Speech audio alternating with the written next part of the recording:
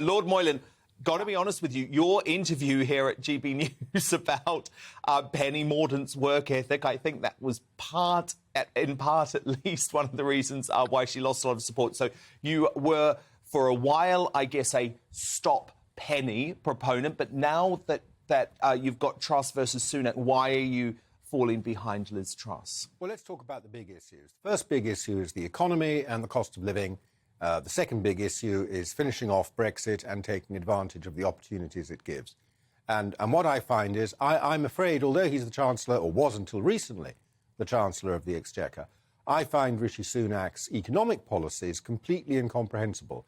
I do not know why he wants to keep taxes high. He says it's to control inflation, but nobody thinks you control inflation through taxes. Inflation is a monetary phenomenon, and the Bank of England is meant to be there sorting out inflation for us. In the meantime, the Treasury is rolling in money. It's got much more in than it expected, and people need help, and that's what the tax system is meant to be there for. So I simply don't understand his economic policies, and I think he's been captured by the Treasury officials. And if he's captured by the Treasury officials, who's to say he isn't going to be captured by officials when it comes to number 10? On the other hand, Liz Truss seems to be talking much more economic sense to me. Secondly, just on Brexit, Liz Truss is the one who has been pushing to free Northern Ireland from European Union control. I think she could have pushed harder. I'd like to see her push harder. She's been working in that direction. That's necessary for us to be able to take advantage of our Brexit freedoms. Whereas what we hear from inside the Cabinet, if things are reported properly, is that Rishi has been blocking that with Michael Gove at every stage. So I'm afraid on the two big issues, I just feel Liz is in the right place, her heart's in the right place, she's pointing in the right direction, and Rishi, I just don't even understand some of what he's saying. Edwina Currie, given all of that, why are you backing Sunak? Well, let me correct you first of all, Dan. I think either of them could actually defeat Keir Starmer and the Labour Party. So you're not anti-Truss, you just prefer Sunak? Well, they'll only do it if the economy over the next 2 years is looking good, and if people are feeling confident that they've got a very competent government in charge. And you don't need, a lot of A-level economics, although I've got 2 degrees in economics, to know that if you put a lot of money into people's pockets in the middle of an inflationary crisis, all you do is add fuel to that fire. You just end up with more inflation. So why is it better in the government's pockets? They're spending it as well. Hang on a minute. If you cut tax with the purpose of helping people over this inflationary crisis, what that means is you're going to put more money in people's pockets just at the time when actually we need people to make choices that will reduce the damage that inflation can do. So that this time next year, prices are actually starting to come down. That will not happen if you make big, big changes, as Liz Truss has said, in order to put more money in people's pockets. That worries me. The other thing that worries me about Liz Truss is she is very wooden, and she could easily, even with better clothing chosen by Amanda Platel, as we heard a few minutes ago, I think she's another Theresa May, and I think in practice she would be sat on. Rishi's got the brains. I like his economic policies. Margaret Thatcher was always extremely cautious. She tried to make sure that we had sound finance. You talked about the entire purpose of the Conservative Party being to cut taxes. Dan, both Dans, I've been a member of the Conservative Party. Cut taxes and have a small state. Children. It's not their purpose. The purpose of the Conservative Party is to run the economy well, much better than any socialist government ever could do. And that's a promise that we do have to keep.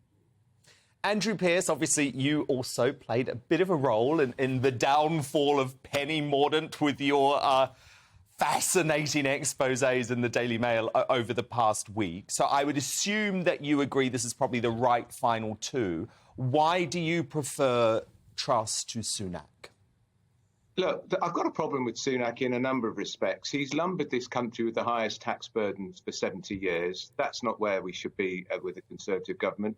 I also think there's real issues here. I think his wife's non-dom status, which carried on while he was Chancellor of the Exchequer, is going to be a big problem, which the Labour Party will play for all it's worth. They'll also play for all it's worth that he's an incredibly wealthy politician. I think we shouldn't discriminate against people coming into Parliament because they're very wealthy, but they are the first politicians. He's the first politician in British history to make the Sunday Times rich list. That also will be an issue when as Prime Minister, he's trying to relate to people during the worst cost of living crisis. And what about the fact, Andrew, that he had 1950. this green card until very recently? Well, that's also I find very troubling, because it suggests to me that he had the green card until last October. He'd been a government minister for many years by then. It struck me that he was almost keeping his options open. Maybe America is the best option for me. Maybe it isn't. And we know his wife, when the non-dom status came out, he was very chippy and upset about that and said we were unfairly penalising his wife. No, I'm sorry. You're the finance minister of the country and your wife is a non-dom. That is a legitimate area for the press and the media to look at. And he didn't handle it very well, which suggests to me he's touchy, he's thin-skinned. And as Edwina Currie knows, but she's not touchy and she's certainly not thin-skinned. She's got a skin like a rhinoceros. You need skin like a rhinoceros if you're going to be a Prime Minister. Liz Truss certainly has that. Edwina, do you have any concerns about those personal scandals when it comes to Sunak? Because surely Labour would really exploit them at the next general election. I don't have any worries about the green card. I had a green card when I was 18 and I was told it was for life. I imagine if I wanted to go and work in America, I could resurrect it in one way or another.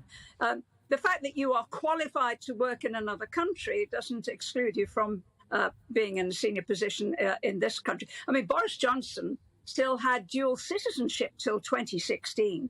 And he'd been in and out of Parliament and governing London, all sorts of things. That I don't think matters. I think the non-dom thing for his wife probably does, and I've tweeted about this. I don't think you can be Prime Minister of this country if your wife has a tax residency in another country. I think the conversation in the Sunak household has to be, darling, do you really love me? Am I worth the £400 million, or whatever the figure is, that you will have to pay in tax to the United Kingdom? Yeah. I hope you are. Yeah. Lord Moylan, I want to ask you about Brexit. Oh, sorry, Andrew, you come back and then I'll get to Lord Moylan. No, I was going to say, the other thing is, look at the poll today, the results. Boris Johnson, in this stage of their leadership election in 2019, had comfortably more than 50%. Rishi Sunak hasn't even got 40%. And if it had been just the two of them, I think Truss would have been way ahead. I think that's a worry. He hasn't got commanding support of the MPs, and he's certainly not going to have support, I don't think, of the party activists, who won't like one fact, of course, that he knifed Boris in the back. As we know, he who wields the knife doesn't tend to wear the crown. Ask Michael Heseltine. Lord Moylan, I want to ask you about Brexit, because, of course, it remains a defining political issue in this country. Do you have full trust in Truss, even though she did tick the box for Remain? I have more trust in Truss than I have in Rishi, simply on the recent track record. The key issue is to do, as I said, with Northern Ireland and getting the whole of the United Kingdom out of the European Union. That frees us up to do the deregulatory stuff we need to do. And she is better on that than Rishi has been. I just want to come back to what Edwina said, and quite a lot of people have said that she's wooden in her manner, and I can see that, you know, I can see the force of that when she's on television. I was at some hustings today with her in person, and I was very impressed at how actually engaging she was speaking from a podium in real life. And I actually think she's better. She's learning. So, I mean, they've both got a lot to play for. As you said, this is not a slam dunk for either side. And they've got to appeal to the membership now. I think Liz goes into this race ahead of Rishi with the members, but Rishi has a lot to play for. I think he could persuade people. I'm not sure he's going to do it by slick videos. I think he's got to persuade the members that he's a real person. Exactly. And that he's got more depth to him than just the smile. I agree. And I think he's got to explain his tax policies, because I listened to what Edwina said, but what Edwina's talking economic illiteracy, despite her 2 degrees. If you take money out of people's pockets and stop them spending it, but you put it in the government's pockets and they spend it, which is what they're doing with it, it makes no difference to inflation at all. That is not the Oh, yes, it inflation rate. does. I mean, at Oh, least yes, it if you does. leave it in people's yes, it does. pockets, they might not spend it. They might save some of it. So it's complete economic illiteracy. That's what he's saying. Yeah. Nobody can make any sense of Well, it. look, No I other think it's advanced going economy to be- is raising taxes at this rate, and no central banker thinks you can tax your way out of inflation. I think it is going to be a fascinating 6 weeks. We will be calling on all of you over that time. So thank you so much to former advisor to Boris Johnson, Lord Daniel Moylan, Yes. the former Conservative Minister Edwina Currie, and consultant editor at the Daily Mail, Andrew Pearce. So who do you agree with on this? Who should Tory members choose to be the next PM, Truss or Sunak? From Mick on email, Truss, but I think we have just sanctioned the next Labour government with Keir Starmer at the helm. From Ross on Twitter, said this all along, we'll say it again. It was always going to be Sunak. I don't know why we've had to go through this whole pantomime to get there. And from Fran, Boris, not going to stop saying it. I know many folk agree with you.